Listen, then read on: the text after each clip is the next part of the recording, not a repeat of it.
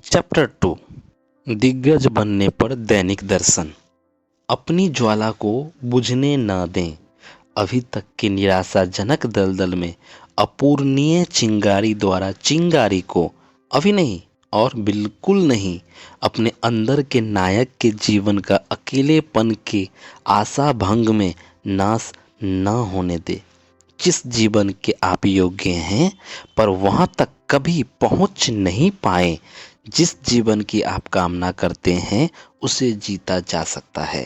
वह अस्तित्व में है, वास्तविक है, संभव है, वह आप ही का है। वह बेहतरीन किस्म का वक्ता था, एक वास्तविक कुशल वक्ता। इस आदमी का काम असाधारण था। इसने हमारी अंतर्दृष्टि का, हमारे चरित्र के अंदर के योद्धा को सशक्त बनाकर उस भावपूर्ण कवि का सम्मान किया था जो हमारे दिलों में बसा है। उसके संदेशों ने सामान्य व्यक्तियों को बताया कि व्यापार के क्षेत्र के सबसे ऊंचे स्तर पर कैसे सफल होना है, तथापि समृद्ध जीवन के जादू को जीना है। अतः हम विस्मय की चौखट पर बार बार लौटकर आ जाते हैं। जिसे हम निष्ठुर और शीतल दुनिया समझते थे, उसने हमारी स्वाभाविक बुद्धिमानी का भोग विलास की जटिलता, अल्पज्ञता और तकनीकी गड़बड़ी में रखा हुआ है।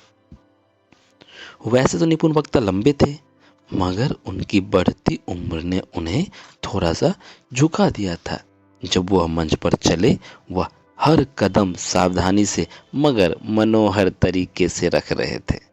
एक बहुत ही सही ढंग से सिला कोयले जैसा ग्रे रंग का सूट, जिसमें हल्दी सफेद पिन जैसी धारियां उसे लालित्यपूर्ण सुचारुता दे रही थी, और हल्के नीले कांच का चश्मा सही मात्रा में ठंडक दे रहा था।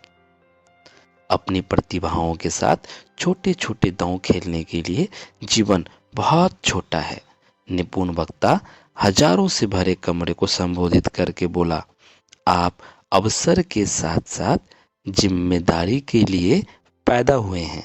आपका निर्माण प्रवीण उत्कृष्टता के स्तर के कार्य के लिए हुआ है और असामान्य रूप से महत्वपूर्ण जिम्मेदारियों को महसूस करने के लिए डिजाइन किया गया है, जो इस नन्हे से ग्रह में सांसारिक अच्छाइयों की शक्ति बन सके। यह सब आपके अंदर है कि आप फिर से एक ऐसी सभ्यता जो पूरी तरह से अब असभ्य हो चुकी है, में अपनी मौलिक महानता पर प्रभुत्व प्राप्त करें। एक सार्वभौमिक विश्व में अपनी कुलीनता को पुनः स्थापित करने के लिए, जहां अधिकांश लोग अच्छे जूते खरीदते हैं, महंगी चीजें प्राप्त करते हैं, पर स्वयं को अच्छा बनाने में निवेश नहीं करते।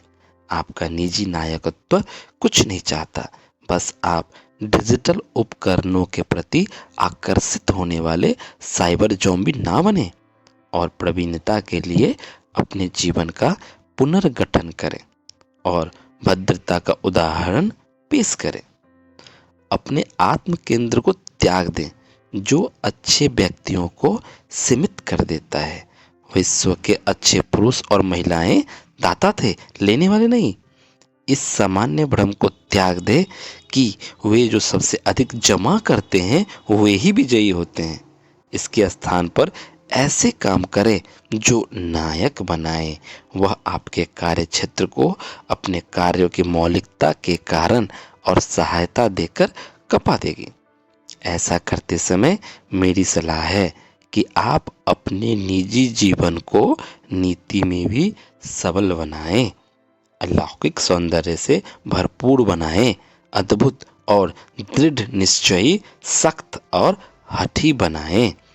जब बात आपकी अंतर्निहित शांति की रक्षा करने की उठे, मेरे मित्रों, इस प्रकार से आप देवदूतों के साथ पनपे और देवताओं के साथ चलें।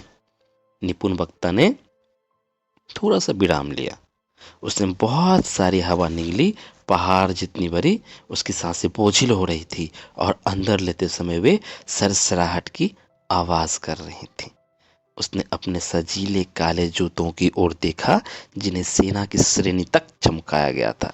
अगली पंक्ति में बैठे हुए लोगों ने देखा कि इकलौता आंसू समय के थपेड़े खाए हुए मगर कभी सुंदर मोहक रहे चेहरे से टपक पड़ा था।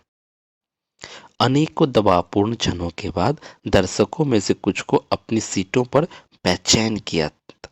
निपुण वक्ता ने माइक्रोफोन नीचे रख दिया था जिसे वह अपनी हाथ में लिए हुए थे। अपना रिक्त हाथ वह अपनी पैंट की जेब तक ले गए और एक चमकदार कुरकुरा लेनिन का रुमाल निकाला। उन्होंने अपने गालों को पोंछा। हर एक के जीवन में मृत्यु का संदेशा आता है। आप में से हर कोई अपनी आत्मा में उत्कृष्टता की वृत्ति रखता है। किसी को भी औसत में जमे रहने की आवश्यकता नहीं है और न ही बड़े पैमाने पर मध्यस्थता का शिकार होने के साथ व्यवसाय के विकेंद्रीकरण की जो प्रचलित है। सीमा का बंधन मात्र एक मानसिकता है जिसे अनेकों अच्छे व्यक्ति व्यवहार में लाते हैं जब तक कि उन्हें विश्वास नहीं होता कि वह वास्तविकता है। यह देखकर मेरा हृदय टूट जाता है।